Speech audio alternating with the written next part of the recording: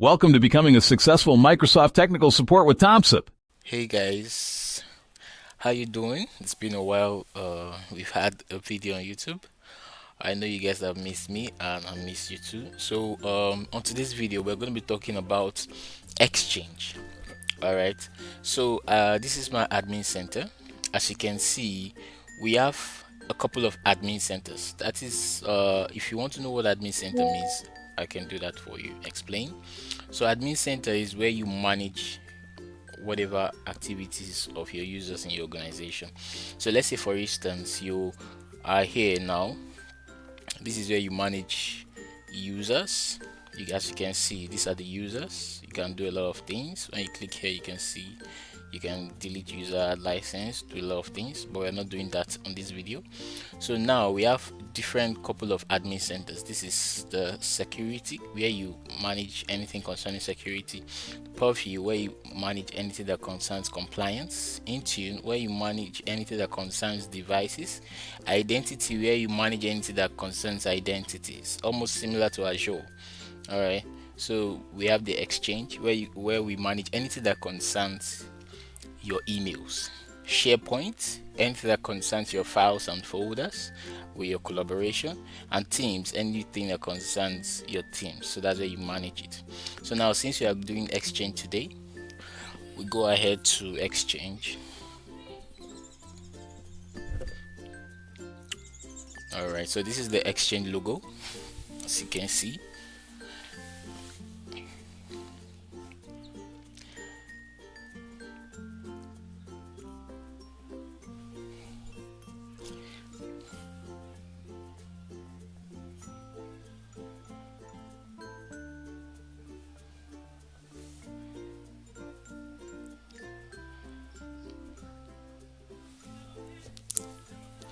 Okay, so the exchange is loading up.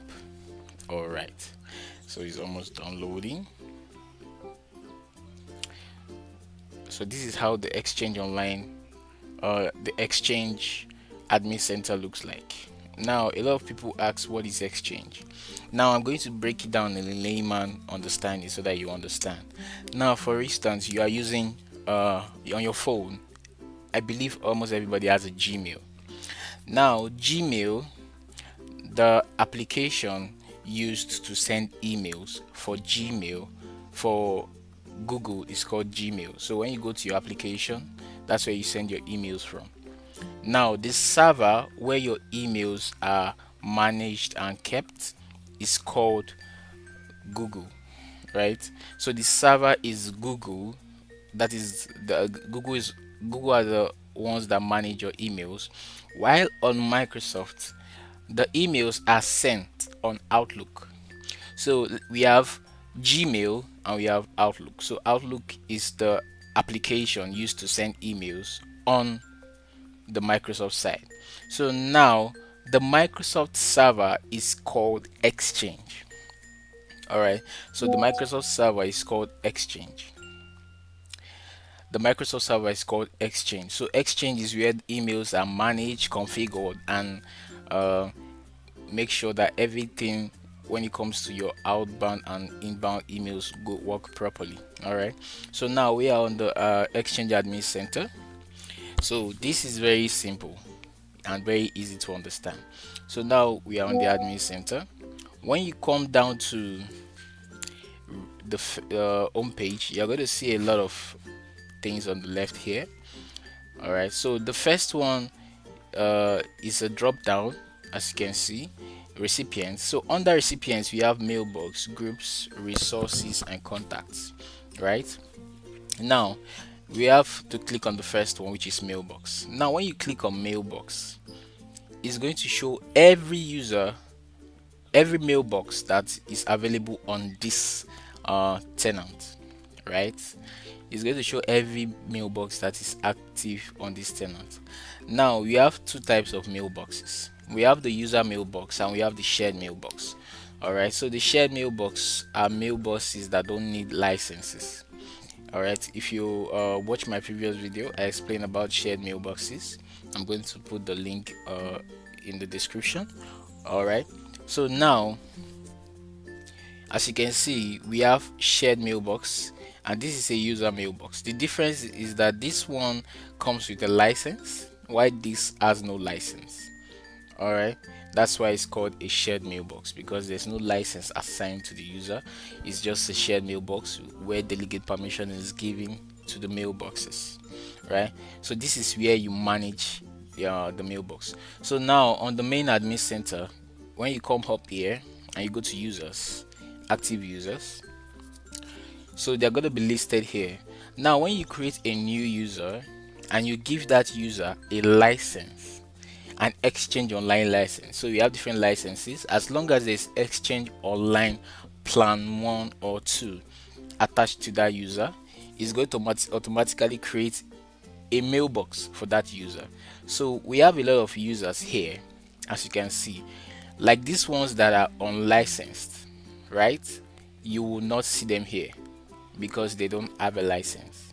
So the only users you're going to see here is either the accounts, the users that have a license, or a shared mailbox. I hope that's clear. Now, as you can see at the top here, you can add shared mailbox from here directly, and you can also convert a user mailbox to a shared mailbox. All right, so you can do a lot of things: mail flow settings, refresh, import mailboxes. Okay, so now these are just the items, the mailboxes that are currently there. Now on the other end, you're going to see groups. Now what does groups mean? Now groups is like when you create a group, there's a mailbox attached to the group. There's an email attached to the group, not a mailbox. All right, not a mailbox. So mailbox is when you have an exchange license. So when you create a group, the group is always in an email. It always comes as an email. So let's say we come back to the main admin center. You're going to see teams and groups. All right, so when you click on active teams and groups, you're going to see some groups that we've created. All right, we can create a teams or Microsoft 365 group, distribution list, security group. So as you can see, those groups are identified as like an email. So when you're creating the group, to identify them, they have identities. As you can see, this is an email of the group. Now what does group does? Now I'll put it in a very good way for you to understand. Now we are 10 in our organization. I want to send the same email to 10 people every day in my organization. Instead of me sending this same email to them one by one, I could easily send it to one person, and from that one person start forwarding it to the other 9. Instead of doing that, I can easily create a group. When I create a group, I'll add these users to the group, right? So let's say this is the group. I'll add those 10 users to the group, right? As you can see, membership, see members, you can see all the members of the group. I can add as many people as I want to the group, and then I can send that email at once, and everybody in the group receives it from me, right? So I hope that makes sense. Now when you come to resources, you're going to see resources. You can see add the room resource, add equipment resource. This is a different thing we are going to talk about for on a different video. Okay, so we don't waste the time. Now when you talk about contacts, looking at this, you might wonder what contacts are. So contacts are like emails, emails you have collaborated with. All right, emails you have actually collaborated with, external emails you have collaborated with. As you can see, most of them here are Gmail and all. So you have collaborated with them. So a mail contact, let's say you have an organization and your organization have, let's say they use a bus transport, whereby the bus transportation is not your transportation. When I mean it's not your transportation, let's say the bus is not for your company. You only hire them to come take your staffs out and in of your organization from the when the job begins and when it closes of the day, when they close job for the day, right? Now these people, they are going to have an account in your organization. All right, they're going to have an account in your organization as a mail contact. They are not a guest, they are mail contacts because they are currently collaborating with you in your organization. So they are currently mail contacts. All right, so now let's move to the next, which is mail flow. Now, when you come to mail flow, you can see there are a lot of things you can do here. A lot of things you can do here, but we are going to talk about them one by one. Now, this is what we call message trace. Now, message trace is basically a tool to know the status of an email delivery. All right. So let's say you send an email out, and the email, you want to know if the email got delivered, sorry, I mean, you want to know if the email got delivered, you want to know if it got rejected, you want to know if it got quarantined. Then you're going to get that information on the message trace. Okay, so you can send an email now to me from your organization, and I tell you I did not get it, and you'll be like, oh, but I sent it. Okay, so now on your own end, because you're the sender, you would first of all run the message trace to see if it got delivered on your end. Now let's say this message got delivered on your end, right? Let's say this message got delivered on your end. Hold on, please, let me close this WhatsApp.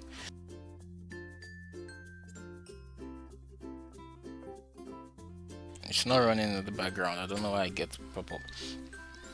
Okay, so now let's say they run a message trace from that end, and they see that the message is delivered, right? Now, I on my end, I would like to know why that message I did not get it. So I'll also run this message trace on my end.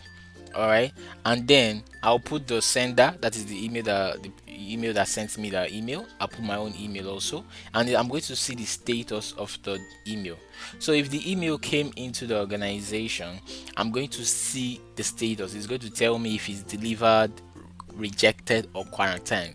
All right, so there are a lot of things that we can do with this. So let's just give it a quick example. So now come here, you put sender, recipient, or you know what, let's just run a quick test so that you understand what I'm saying. So now let me open my Outlook.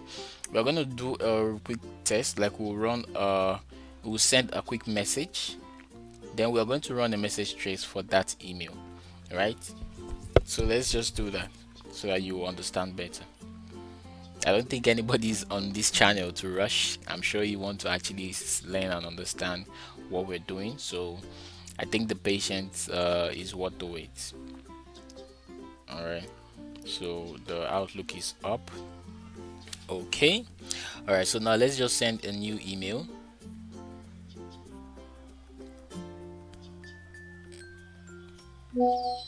Okay. So let's just open a new email.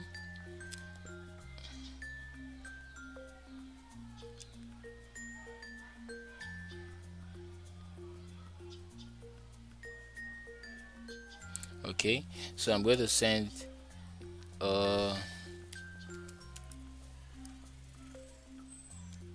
okay, let's send to this email. All right, so we're going to write test and test, then we're going to send it. So this should actually deliver. Now let's go, when we go to Gmail, we should see this email. I believe we should see this email. Now if we don't see this email, you can see this is test. All right, so as you can see, we have tests. As you can see, this is the email. Now for us to know the status of that email, all right, we are going to put in the email.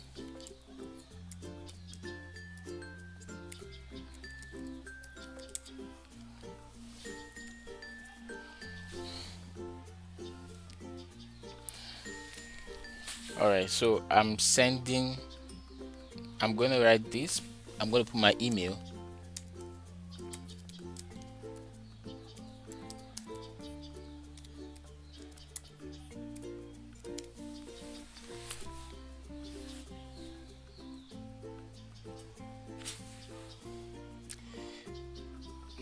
Okay, so now you can configure this based on your what you want. So now this is start date.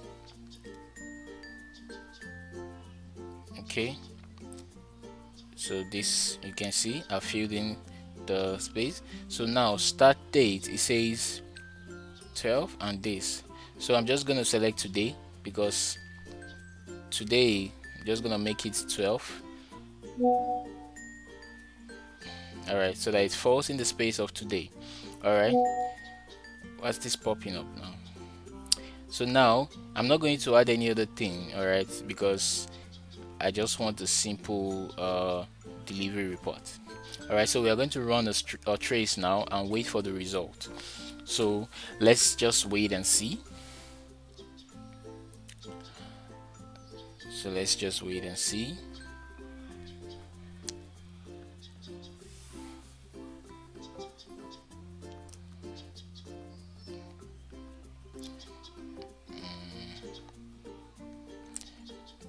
Okay.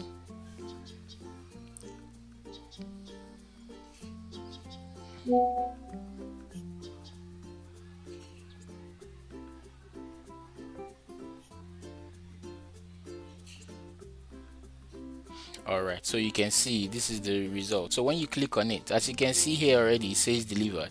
But when you click on it, it's going to give you more uh, details about this particular email. So as you can see, the email got delivered. All right, so as you can see, sender, processed, and sent. So if it wasn't delivered, you're going to see probably a red sign, and it's going to tell you quarantine. It's going to tell you it was rejected, and then you're going to get more information about it from here. So if this email was let's say it's a malicious email, and you can go ahead to report this email by clicking on this, and then you're going to see like a form to fill to Microsoft, and then Microsoft handles it for you by helping you to block the email. All right, so that is what the message trace does. Now when you go to rules, there are a lot of things you can do on rules that we can actually say on this one video, but then I'm just gonna give you a simple light on what rule does. So now let's click on add a rule. You can do a lot of things with rules. So now when you click on create new rule, so let's say for instance you want as an admin, you want to block somebody's email from receiving emails from external emails. You can do it on this place, on these rules. If you want to do any configuration that has to do with emails, that's where you do it on the rules. So let's say for instance you want the email of a particular user. Let's say the user left your organization, but you don't want to delete the account. You can create a rule just to forward the user's email to your own email. All right, so you can do that. Now also you can create a rule just to make any kind of configuration you want on this. All right, so now let's say for instance I give this rule a name. So let's just give it test. Now if you look at this, you're going to see different options. Now they said apply this rule if. So let's say for instance now I want this rule to affect the sender. All right, I want the rule to affect the sender. Let's say a particular domain, an external domain. Now I'm going to select the sender. So if I want to say if the sender is this person, that means if I want to specify it to one person, then I click on this person and you're going to see the option to put in that person's to select that person, right? So now you're going to have option to select that person. So now if you want this to be to affect a particular domain inside or outside the organization, as you can see outside the organization, that means any domain that's outside the organization, whatever you're going to select here affects that person. All right, so now if you select a member of this group, anything you want, just specify. Now if you select the recipients, that means whoever is receiving the email, right, is this person. If you put this person, you're actually going to select the person also. And if it's external or internal, you select and then whoever you select, that's the person uh, the policy or the configuration you're going to make is going to affect. All right, so if you can see, if the domain is, that means you want to specify a particular domain. Now you're going to write the domain and it's going to affect only that domain. So let's say you want to block a particular domain, you don't want the domain to be able to like send to your organization. Now you're going to put in the domain, add, let's say it's Gmail, let's put for instance gmail.com. You don't want gmail.com. You see, this is gmail.com. Save. Now I want something to happen. As you can see, do the following. Now I can block the message, redirect the message to. So let's say I want to redirect the message to somebody else. You understand? You can do anything you want with this. So once you select one, let's say for instance block the message. Now reject the message and include an explanation. So that means you are going to reject the message and is going to return a message to the sender with the reason why, based on what you configure. All right, so this is where you do a lot of configurations. Now let's say for instance you want it to affect all external. All right, let's say you want to affect all external, then you want to exempt somebody. All right, you can click on this plus sign and you can go on, you can edit, you can add additional reasons. So you can say if the external is this and the internal is that. Like, you understand, you have to have two actions at the same time. You can do from selecting this. So once you're done, you can click on next and then you submit. All right, so remote domain, accepted domain, I won't talk much about this. I'm just gonna, I can do a different video so that we don't waste much time on this video, because I just want to explain what the Exchange Admin Center means. All right, so now when you come to connector is basically used for people that use hybrid configuration. So let's say for instance you are using the on-prem services and you actually have cloud services also, but you want to actually integrate, you want to make the cloud sync to the hybrid, that is to sync to the on-prem, then the hybrid configuration, you use connector to connect both the on-prem to the cloud. All right, so the information syncs to the cloud. That is what the connector does. All right, so a lot of things, alert policies, you can set up alert policies. All right, you can give roles, you can see admin roles, user roles, Outlook web policies, so you can give roles to whoever it is in your administration. All right, you can migrate, you can do migration.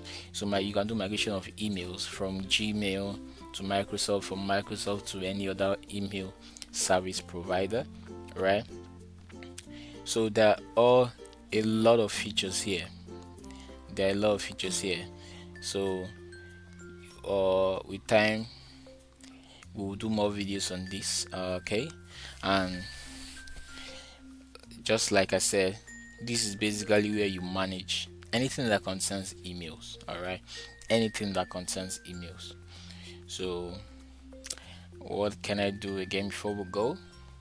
Okay, so I explained earlier that we have two types of mailbox. We have the shared mailbox and we have the user mailbox. So as you can see, this is a user mailbox. I can decide to convert it to a shared mailbox now, and you see I can decide to convert it to a shared mailbox. Let me see. Let's click on it. Let's click on it. Let's see if you are gonna get the option to convert to a shared mailbox. So we go to mailbox.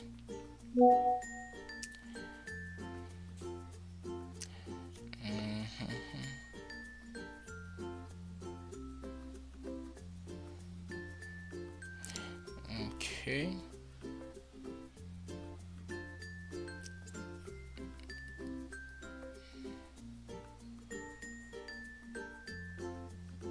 Okay, so you can see convert to shared mailbox. So when you click on this, it's going to convert it to a shared mailbox. All right, and also I forgot to, so when you click on a user, you're going to see their information here. So you can see we have John, Bosco John, email, then organization, and also this is where you give delegate permission. So this is where you give delegate permission to a shared mailbox or a user mailbox.